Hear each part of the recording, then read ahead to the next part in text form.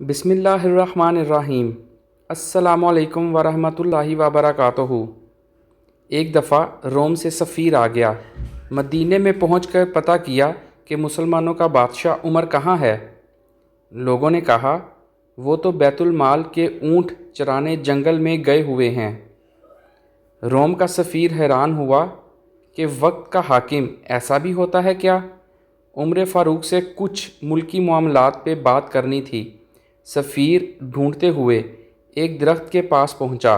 देखा कि उमर फ़ारूक दरख्त के नीचे लेटकर आराम फरमा रहे थे, मगर जंगल का एक शेर है जो उमर फ़ारूक का पहरा दे रहा है।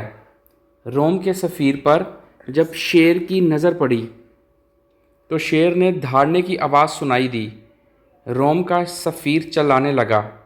इतने में उमर फ़ारूक की आंख खुल गई।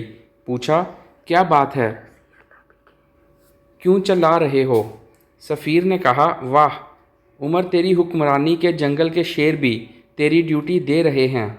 इस पर उमर फ़ारूक ने ऐसा जुमला कहा कि सोने की तार से लिखा जाए, फिर भी कम है। फरमाया, जो भी हमारे नबी मोहम्मद सल्लल्लाहु अलैहि वसल्लम की ग़ुलामी इख्तियार करता है, इसकी कदर जंगल के जानवर भी पहचानते हैं। रोम के सफ़ीर ने बातचीत की और चला गया। दूसरे दिन सुबह हुई। उमर फ़ारूक पानी के मशकीज़े भर भर के गरीबों के दरवाज़े पर पानी पहुंचा रहे थे तो नौकरों ने कहा कि अमीरुल मोमिनीन, ख़जाने से हम भी तनख्वाह लेते हैं, आप हुक्म करो, हम पानी भर देते हैं। इस पे उमर फ़ारूक ने कहा, बराबर, आप ठीक कह रहे हो, मगर कल रोम का सफ़ीर आया, उसने मेरी थोड़ी तारीफ़ कर दी, इससे मेरे नफ्स में कुछ अकड़ आ गई।